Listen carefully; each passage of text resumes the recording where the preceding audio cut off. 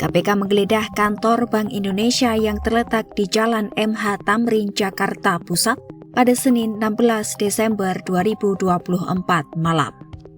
Deputi Bidang Penindakan dan Eksekusi KPK Rudi Setiawan mengatakan, penggeledahan ini dalam rangka untuk mencari bukti dokumen terkait kasus dugaan korupsi dana Corporate Social Responsibility di Bank Sentral.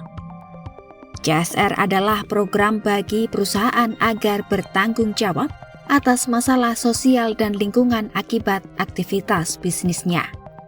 Rudi menyebut, KPK menggeledah beberapa ruangan untuk menemukan bukti tersebut. Salah satunya, tempat yang digeledah KPK adalah ruangan Gubernur BI Peri Warjio. Adapun maksud penggeledahan tersebut, kami dalam kegiatan mengungkap perkara tindak pidana yang terkait dengan CSR-nya Bank Indonesia.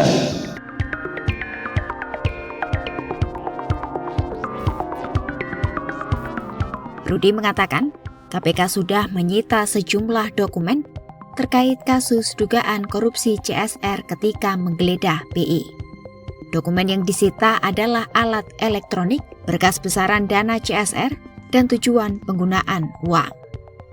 Namun, Rudi enggan berbicara banyak soal perkara yang sedang diusut KPK itu. Ia hanya mengatakan, KPK akan melakukan klarifikasi kepada pihak terkait dalam temuan itu. KPK juga membuka peluang untuk menggeledah tempat lain, termasuk OJK yang diduga menerima dana CSR. Ada beberapa ruangan yang kami masukkan dan ada beberapa yang kami peroleh. Tentunya barang-barang tersebut yang kami peroleh nanti akan kami klarifikasi.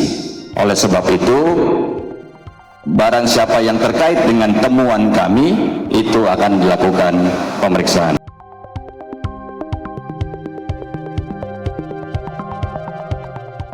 KPK sendiri pertama kali mengungkap kasus dugaan korupsi dana CSR di BI pada Agustus 2024.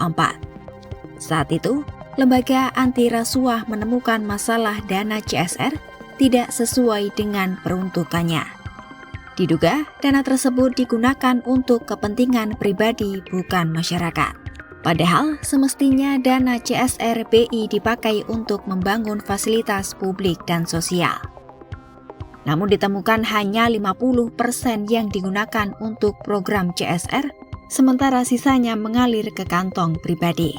KPK juga menduga, uang hasil korupsi diberikan kepada pihak-pihak yang tidak sesuai peruntukannya, seperti yayasan dan otoritas jasa keuangan.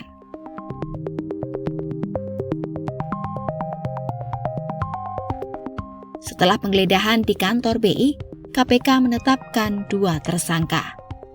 Rudi menyebut 2 orang yang menjadi tersangka itu diduga menerima uang hasil korupsi.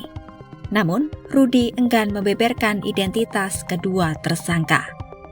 Ia hanya melempar kode bahwa salah satu tersangka adalah anggota DPR.